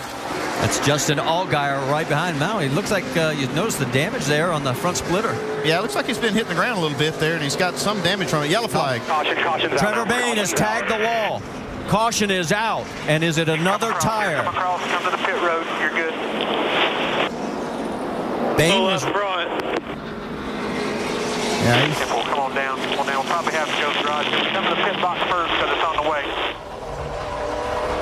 So his first race back from his big Daytona 500 win is not going to end the way he wanted it. He was running in the top 10, but you can see the damage on the right side of the 16. Yeah, this sport has a way of bringing you back down to earth pretty quickly, and that'll certainly do it. He's having a great run, doing a really good job. That's William Sturgill, our over-the-wall reporter and camera. They're going to try to get a tire on this thing and see what they've got. You got to get that piece of splitter off. Be surprised if they don't have to go behind the wall here to finish this. All right, Robert, come back over the wall. Cody, go over and look at it. Look at all the suspension there. Hey, hold the brake! Hold the brake! Yeah, need to put a tire on it, go behind the wall, sway bars busted out of it. Yep, put a tire on there and roll them around the wall. Okay, so you heard that they're going to have to take him behind the wall. Pits are closed, and they almost came in. Carl made a move to pit road there. It looks like he may have just avoided that cone. Newman is open and we're coming. Close, guys. Elliott Sadler's going to get the lucky dog. Let's go back and show you what happened on board with Trevor Bayne. Let's just listen.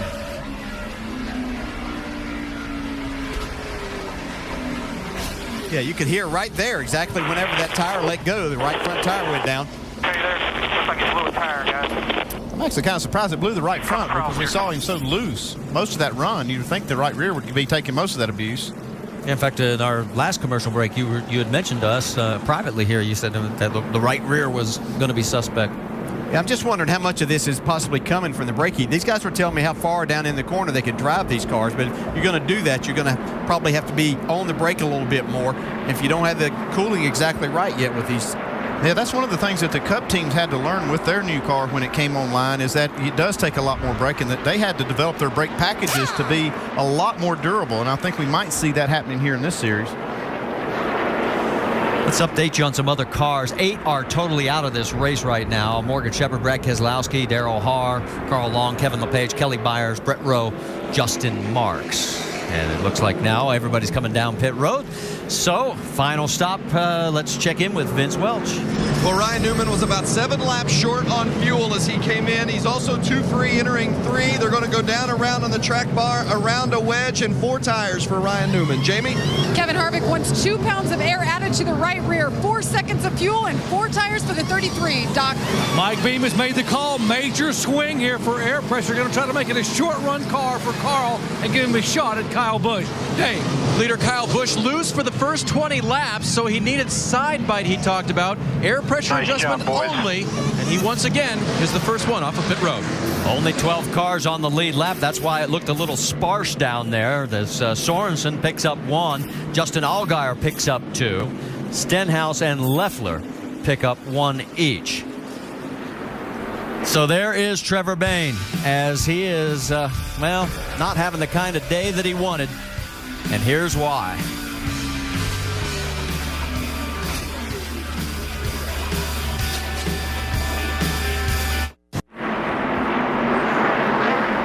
Getting ready to go back to green at the end of our third caution. Kyle Busch has led every lap, all 169 so far. Elliott Sadler got the lucky dog. 13 cars on the lead lap. 3 waiver rounds. Shelby Howard, Derek Cope, and Jennifer Jo Cobb. Pace car pulls off, and Kyle again takes the inside line. Green flag flies, and here we go.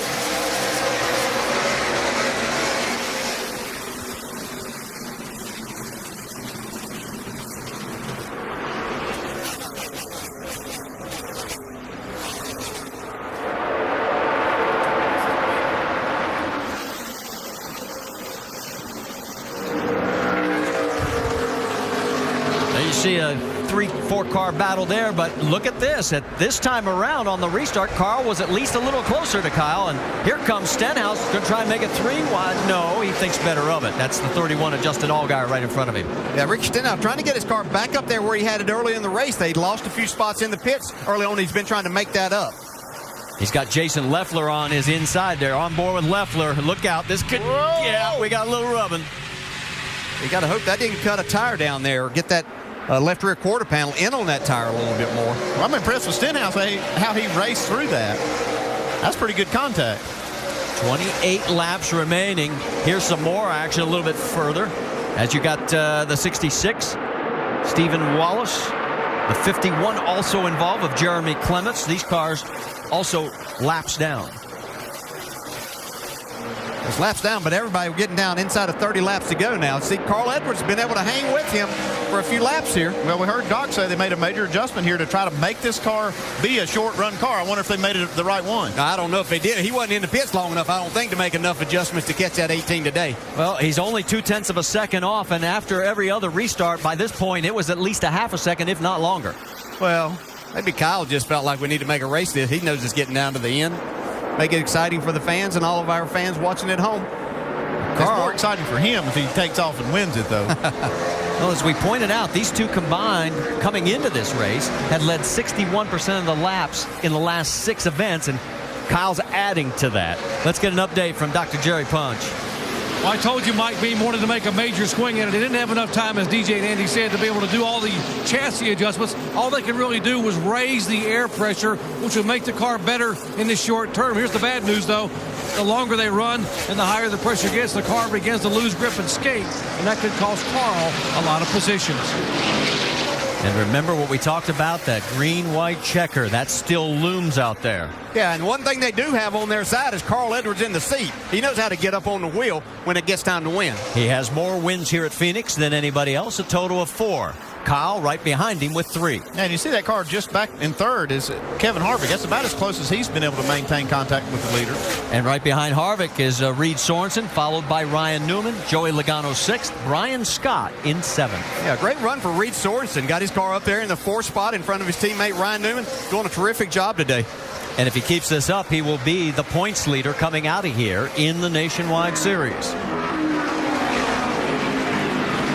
Been the point leader only twice in his 132 Nationwide Series race career. Last time was in 05 following Kentucky. You see Newman right behind him. Battle for the lead is getting a little bit closer. Carl Edwards has Kyle within his sights. Yeah, we'll have to see. Just as Doc got him. That's an outback.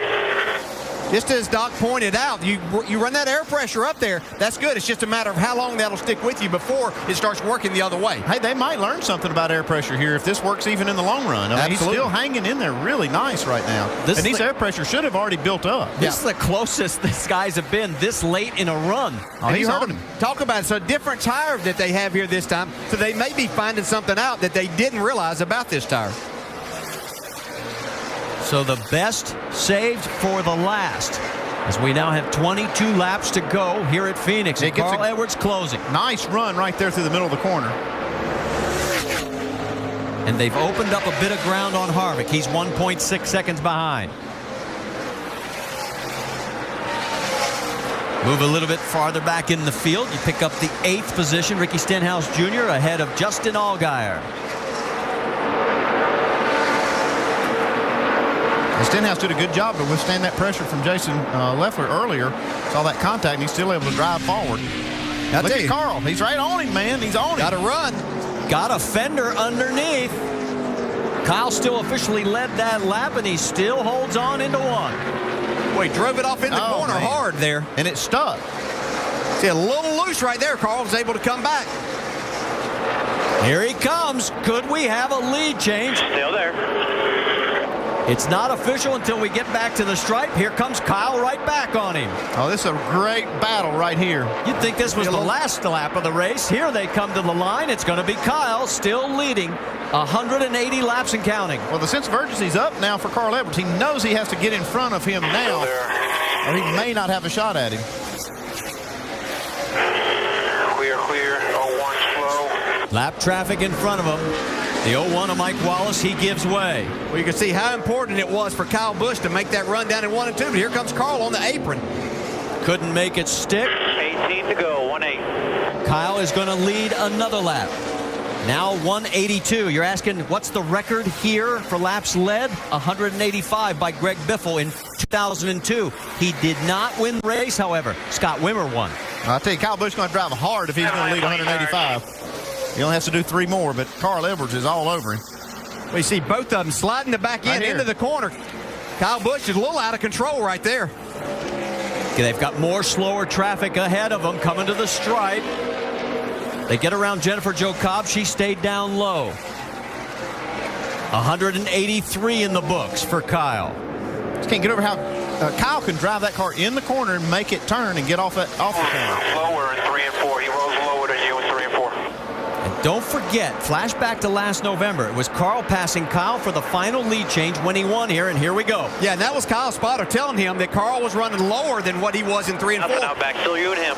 You can see Kyle tried to make that work. Look how much further he drives it in, Andy. I just can't get over how you can drive a car in the corner that hard. And he still gets back to the gas plenty good to beat him off of that corner. Will Carl make another run? Now, the 18 stays lower this time going into that corner, now forcing Carl to go high. See what kind of run he can get off on the top side. It's going to be a little more difficult to make that pass on the high side. Kyle has now led 185 laps, 15 to go.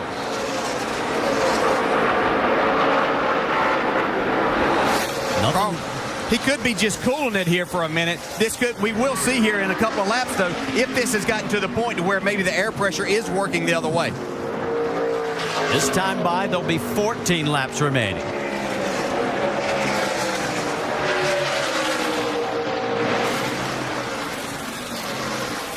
I think he just broke that record you were talking about. Lap 186 now. Yes, he did. He's now led the most here at Phoenix in a single race. Far from having this race won, though. He thought he had this pretty much wrapped up. Battle for fourth is heating up. Here comes Ryan Newman taking a look under his Turner Motorsports teammate Reed Sorensen, and he's going to clear him. Right side of your screen, the battle continues for first. Let's get an update on the 32. Anything wrong with Reed? Dave? Marty, that car that was adjusted so well earlier, way too tight, was a driver's report about 5 laps ago. Way too tight. They're both going around Timmy Hill, who's making his debut. Just turned 18 earlier this week in that 15 car.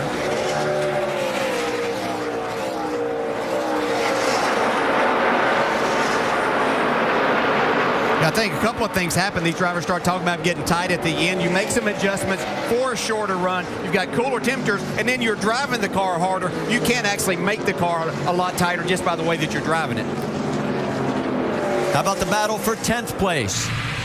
Kenny Wallace and Jason Leffler going after each other. Right behind them is Danica Patrick. She's running 17th, although she is 3 laps down. We only have 12 cars on the lead lap right now. Yeah, and you have to put that 3 laps down aside. She's done a really good job. It's just that Kyle Busch has gotten around to her, having to start back each time. But she's really done a good job of driving this race car here today.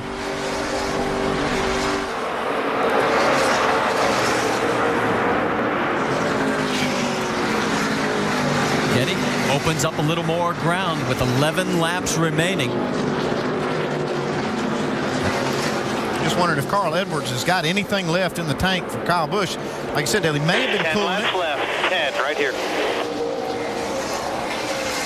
Running really comparable lap times. Lap before this, Carl was just a little quicker than Kyle. Still coming up on more lap traffic. You can see the 2 cars ahead of him, one of them being Shelby Howard. Yeah, this could make a big difference. If these guys stay high and give Kyle that bottom, then he won't lose any ground there. But if he has to take a little bit of time, can't get back to the gas quite as hard, then Carl will be able to close in. 51 of Jeremy Clements right ahead of Carl. Carl right behind. Both of them look like they're going to clear. But it does look like Kyle is back in control of this. And the question is, as you said, Andy, does Carl have anything left?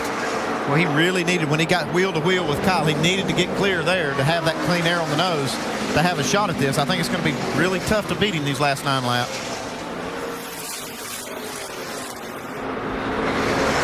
This time by, there will be 8 laps remaining. And Kyle has led every single one of them. Won the truck race last night. If he wins this, he'll be looking to go for another triple sweep weekend. He's the only one to ever do it in NASCAR history.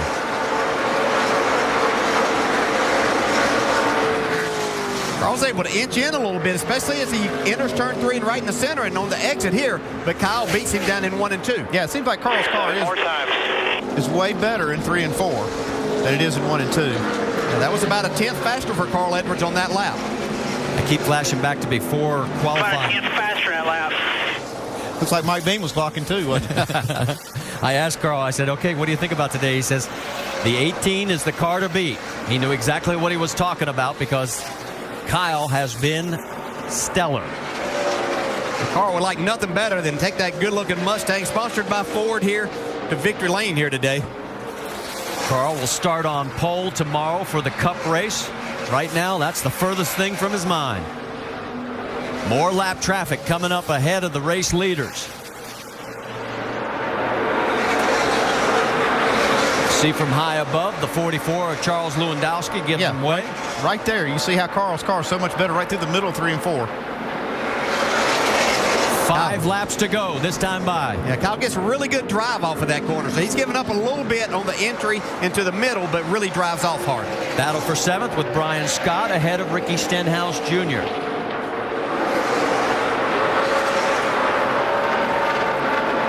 And the gap on the right side of your screen has opened up some more. It's now up to 0.4 of a second. He'll close like, and Andy, you're right. He is better in 3 and 4. But whoa, this can make get a big difference right here. I'm taking 3 wide. Not for Kyle. Yeah. The 14 of Eric McClure. That's down low. The 01 of Mike Wallace. They're both lap traffic, and Carl has closed the gap a little bit. Ooh, there's a real slow car there in the dog leg. That car may not make it back around on the back straightaway. And we may have a caution here if that car cannot make it back. Can't make out a number it's from here. Shelby Howard in the 7. It is. It's Shelby Howard. You're right. Close here. Still moving. Remember what we talked about. 7 out of 18 races here have finished green, white checker. As low as you can, bud. They're trying to clear him. NASCAR's waving for him to move to this opening that's just ahead of him here, right there. It's like he just went and by he missed it. It's like he still has enough speed to make it around. But, you know, we've seen guys using that much of the racetrack, the apron. Well, he continues at a snail's pace. On the left side, it is still Kyle Busch. White flag this time by, so there will be no green-white checker. As Kyle Busch looks like he is going to make more history here in the Nationwide Series at Phoenix. He's going to lead wire to wire. Carl's not giving up. You can see him driving hard into turn 3. 1 more lap to go. I remember Mike Skinner, first 2 years. Oh, no, a crash.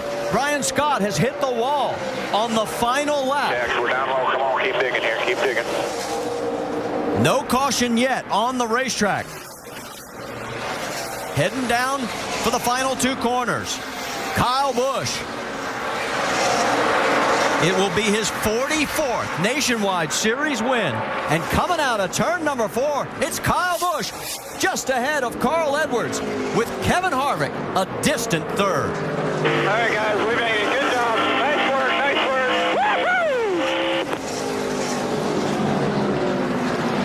Woo-hoo! All you can say is absolutely impressive.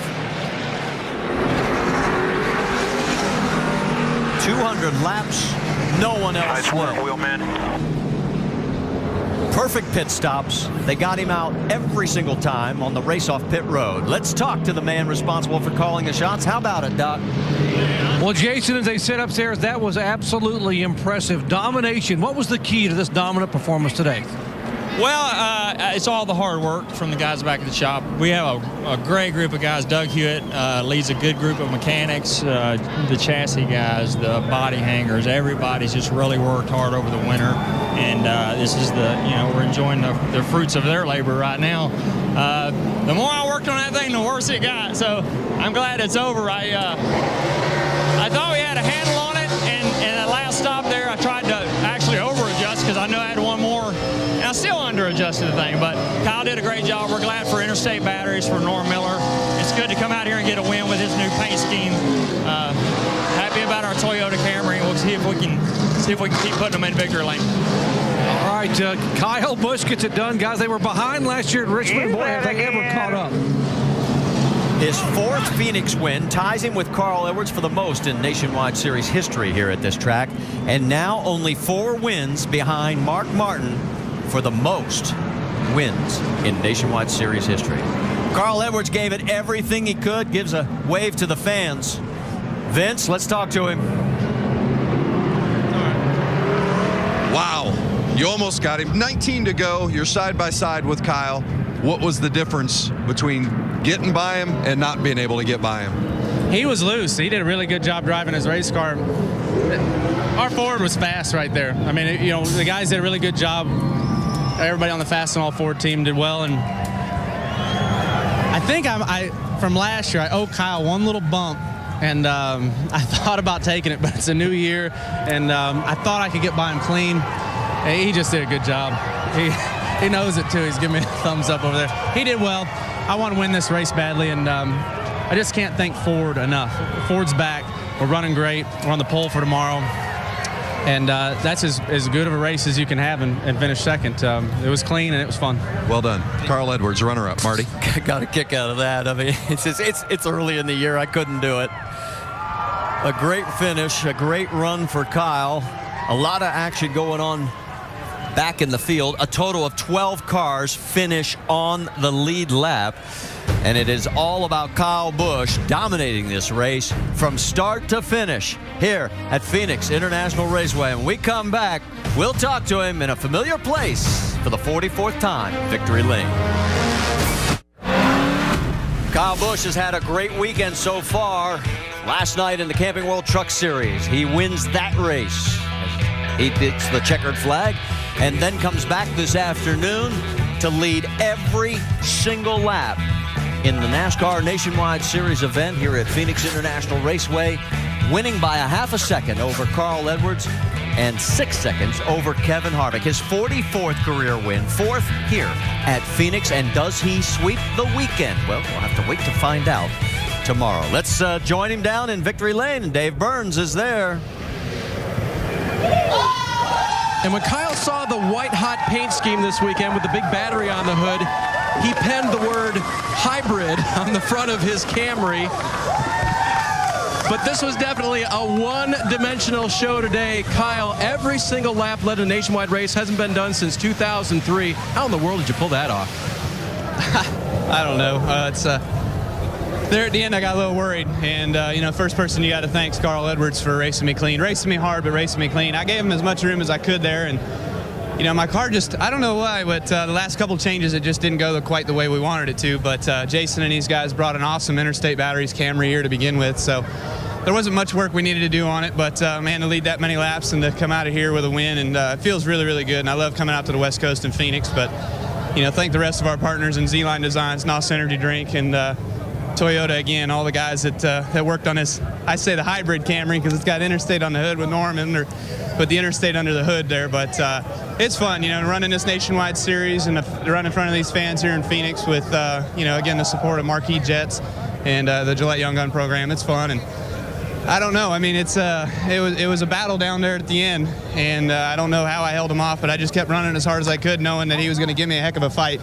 Because he doesn't go down easy, and you can't wear him out. He's an Ironman, so it was a good race for us. So. Well, you asked Jason for every little detail that he could provide about how Carl's car was working. How much did that help?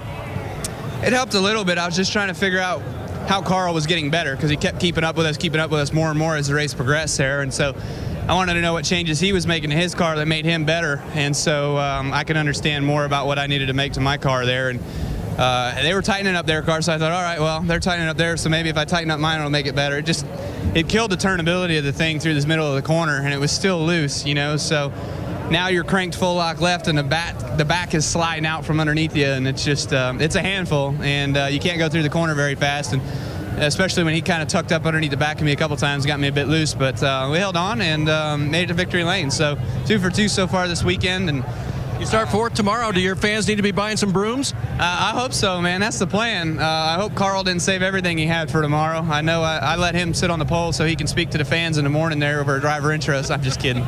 But we were joking about that earlier. So, I don't know. Our Combos Camry's good, but, I'll let you know in about, 24 hours.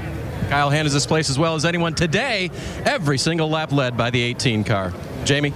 And Kevin Harvick brings it home 3rd today. Kevin, how much of a challenge was it for you guys to adjust on this car at this track for the first time? Well, I just got us off through practice. We needed to change the right rear spring, and we needed to do a lot of things. I just had it way too loose for where the balance went on this particular car. We just got to thank everybody from Menards and Rheem and Chevrolet, everything that they do for this nationwide program. It was a good lesson. We got our butts whipped today, but I think we know a direction that we need to go to if we got to come back here and do that better. So just my fault on not getting the car where it needed to be in practice.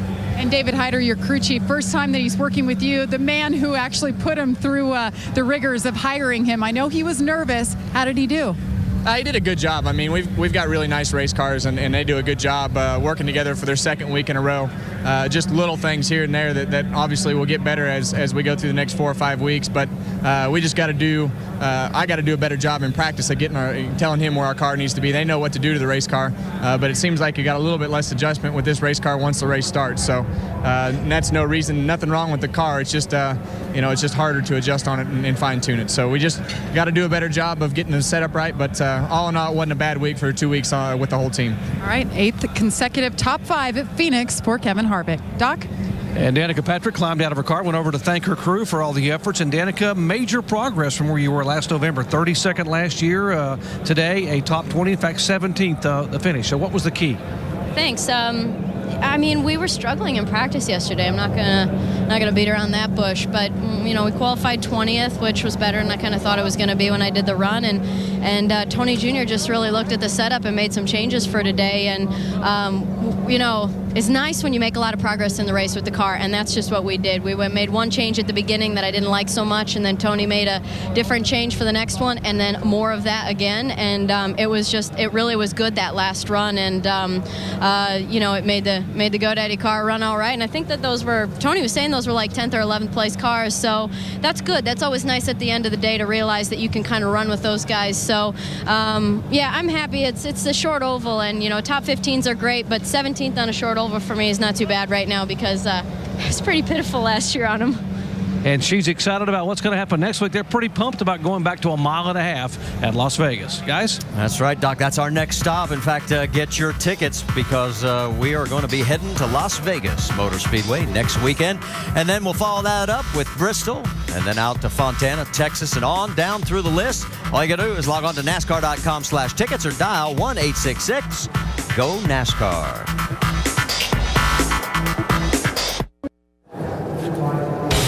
Back here at Phoenix where, in the beginning of the week they were talking about rain, but we didn't have any of the wet stuff today, and all 200 laps run under some cool, brisk temperatures with a wind of about 20 to 30 miles an hour, and the celebration continues down in Victory Lane. And we want to check in with several of the other finishers. In the 4th spot was Ryan Newman, and Vince caught up with him just a moment ago. Strong run for Ryan Newman today, 4th place. What was the difference for you? I know you guys had some problems in the pits, but what was the difference early in the race with the race car? Really, we were just loose most of the race and kept tightening the car up each run, basically, and finally got it where it was better there at the end. But every time we pitted, we lost 2 spots, it seemed like. I know the last 2 stops we did, and that was hard to make back up. We had one good restart at the beginning of the race and passed a bunch of guys, got up to 3rd, held our own there for a while, but losing those spots, it was just hard to get them back. Everybody seemed like to be pretty even except for those front 2. I know late in the race you said, boy, I'd sure like to have a yellow right now. Did you feel like you had something for him? I was 4th, and I wanted to be on the outside, and I knew Kyle was going to pick the inside, and Carl was going to give him, a heck of an effort. So I was just doing what I was thinking about what I wanted to do if it came out, and I already had it played out, but it didn't happen. So either way, it's a good run for the Dollar General Chevrolet. Yeah, strong run indeed for Ryan Newman. 4th place today with Turner Motorsports. And another Dollar General driver, Reed Sorensen, brings it home 5th today ahead of your 3 teammates. I know you've had a cold this week. Now you're the points leader. How does that feel? Makes me feel a lot better. Makes your cold go away real fast. But, yeah, we were battling with the other Dollar General car there at the end, which was kind of strange. And we missed our last adjustment somehow. We tried to free it up, and somehow we got tighter. But other than that, it was a great day for us. We started off not very good, and the pit crew did an excellent job today. I got to thank them. And Trent made the right adjustments to get our car better. And after the first stop, we just kept going forward. And just want to thank Rick Dreiling and his family for coming out today. We raced hard as we could for him. And all in all, great day. And to leave here with a points lead is great. You guys have gone through a lot of changes in the off season. How much different, how much better is this race car from 1 year ago? Well, we did pretty good last year, I think, as a whole. The guys that work on these cars do an excellent job, and I think we're just going to keep getting better. I think we got more to come. So as the season goes on and we're able to work on our cars and figure out what we got and what we need to work on, I think we're going to be that much better. All right, first time the 32 has led the points since back in 2005. Marty? And Jamie, since you mentioned the points, let's check in on the Nationwide Series Championship chase, because you're right, Reed Sorensen is the points leader by 5 over Ricky Stenhouse Jr., Jason Leffler, and Danica Patrick. Joe Nemechek tied at 20 behind. Of course, that's going to change. How about some final thoughts, guys? What do you think? Well, the stats are going to show Kyle Busch totally dominated this race, but it's not going to say how good the finish was. I mean, Carl Edwards put on a really good show. They adjusted that car to get close to him and almost beat him. Yeah, I want to look at a couple of different. Kenny Wallace did a fantastic job all day. I think that he's got something to drive now. He's going to be exciting to watch. And then Turner Motorsports, very impressive. All 4 of those cars up in the top 11. I think we'll watch them. They're going to have some victories to celebrate this year. Well, one guy who had a victory last week but didn't this week was Trevor Bayne. Doc? Marty, we're just talking about that. NASCAR is a sport where you can go from the penthouse to the outhouse in the span of a week, Trevor. What's it like for you right now emotionally, given the difficult day you had here? Well, fortunately, we stayed the same person after the Daytona 500 win as we were before, so we'll stay the same person after this crash as we were before. You know, it's a sport where you're going to have highs and lows, a lot of lows, but it's all good, man. We had a great race car all day. We were sitting 7th at the time when we blew a right front there. Just melted the bead. The brakes were getting so hot, and we were behind Logano for so long that the tire finally just gave out, Pretty hard hit there. That wall's getting the best of me so far this weekend, but we've got tomorrow to make the best of that one. I think we got a really strong Cup car. And, we'll just keep digging. Put it in perspective for us. What's it like now climbing back in that 21 car that you won the Daytona 500 with to the team tomorrow to run another Cup race? Yeah, I mean, it's a great opportunity. I can't thank everybody enough for just letting me drive these things every weekend. Roush Fenway Racing put me in the 16 car. It was solid white this weekend. Hopefully next weekend we'll have some colors on it. We'll see. And then getting in that 21 Wood Brothers cars. I mean, I'm a really, really lucky person. And, I hate we didn't get the results today that we could have showed for. We were running 7th there all day. But I think tomorrow we learned a lot for that, and hopefully we can carry it over. Hey, good luck tomorrow. Thank you. Guys, how good is this kid? How grounded is he? Had a busy week, Doc, and a tough weekend so far here at Phoenix, but got a lot to look forward to in what should be a long career. There's Kyle Busch celebrating another win here at Phoenix International Raceway. Triple header this weekend on this racetrack. Started last night with the NASCAR Camping World Truck Series race. Today with the Nationwide Series race, the Sprint Cup event tomorrow. And having flashbacks to last August when Kyle Busch started his weekend by sweeping 2 events, this at Bristol Motor Speedway, and went on to pick up the 3rd. Well, he did it there. He can sure do it again tomorrow if he wins this race here in Phoenix. Take a look at this accident right here. Him and Brad Keselowski get involved in it. Comes back and Brad spins Brad right here. He's upset with him. And Brad, talking about another Brad. I bet. That was the introduction of the Cup the next day.